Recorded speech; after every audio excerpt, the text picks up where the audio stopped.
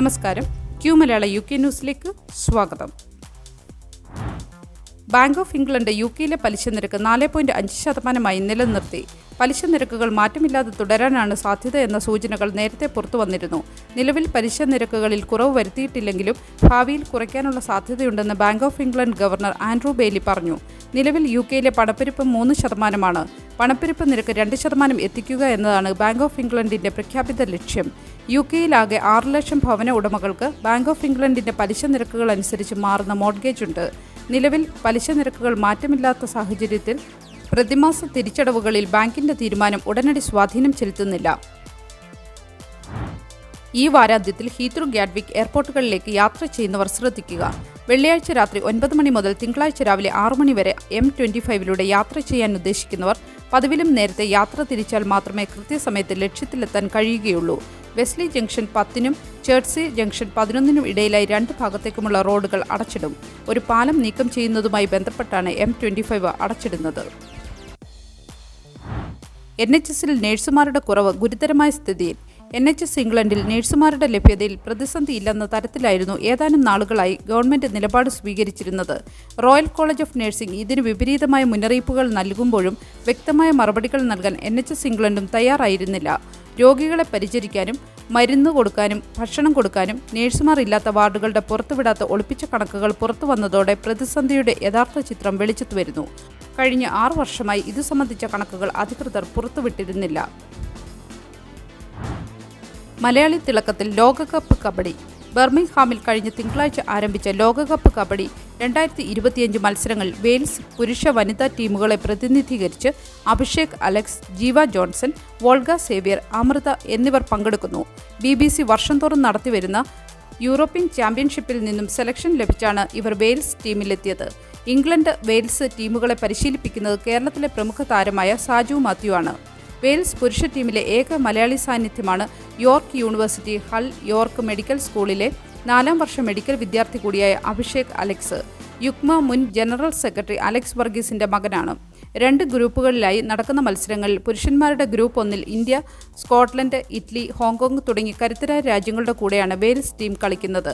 വിവിധ ടീമുകളെ പ്രതിനിധീകരിക്കുന്ന മലയാളി താരങ്ങളെ UUKMA president advocate AB Sebastian, secretary Jayakumar Nair, treasurer Shijo Varghese തുടങ്ങിയവർ അഭിനന്ദിച്ചു.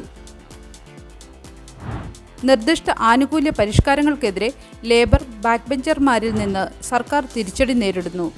ബ്രിട്ടന്റെ ആനുകൂല്യ ബിൽ വെട്ടിക്കുറയ്ക്കാനുള്ള പദ്ധതികൾക്കെതിരെ ലേബർ നേതാവ് കെയർ സ്റ്റാർമർ തന്റെ പാർട്ടിയുടെ ബാക്ക്ബെഞ്ച് MPമാരിൽ നിന്ന് തിരിച്ചടി നേരിടുന്നു.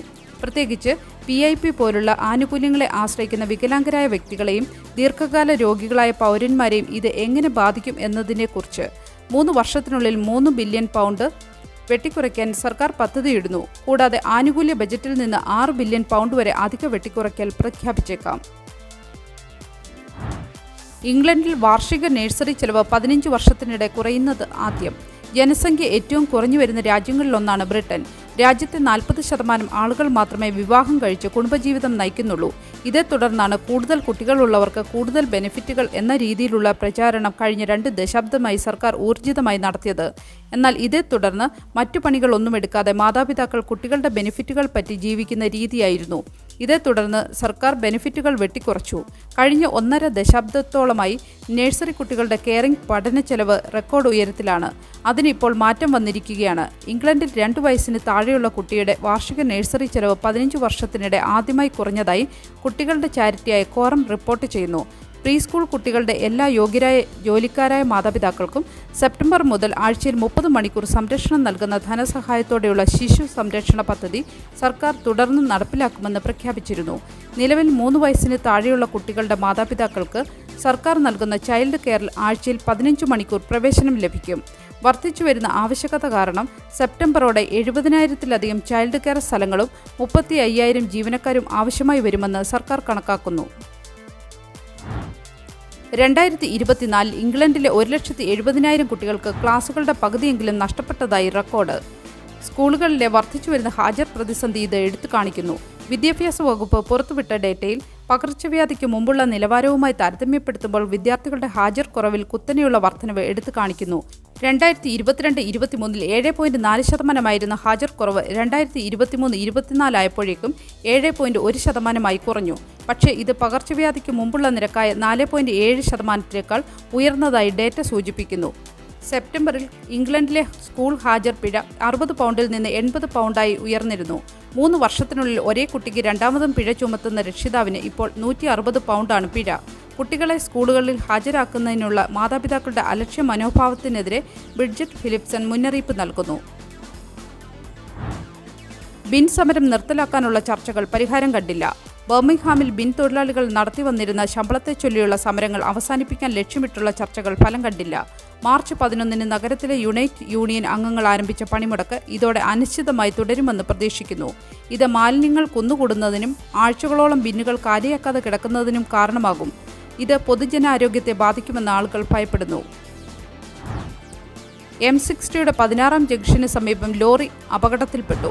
വ്യാഴാഴ്ച വൈകുന്നേരം 7 മണിയോടെ മാഞ്ചസ്റ്ററിനടുത്തുള്ള M60 മോട്ടോർവേയിൽ ജംഗ്ഷൻ 15-നും 16-നും ഇടയിൽ 6 വാഹനങ്ങളിൽ ഒരു ഹെവി ഗുഡ്സ് ലോറി ഇടിച്ചുണ്ടായ അപകടത്തിൽ ഗുരുതര പരിക്കുകളോടെ ഒരാളെ സാൽഫോർഡ് റോയൽ ആശുപത്രിയിൽ പ്രവേശിപ്പിച്ചു.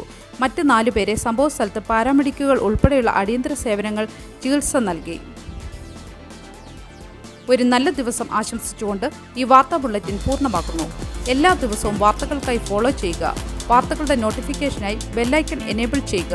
Q മലയാളം UK ന്യൂസ് ഫേസ്ബുക്കിലും ഇൻസ്റ്റാഗ്രാമിലും യൂട്യൂബിലും ഫോളോ ചെയ്യുക.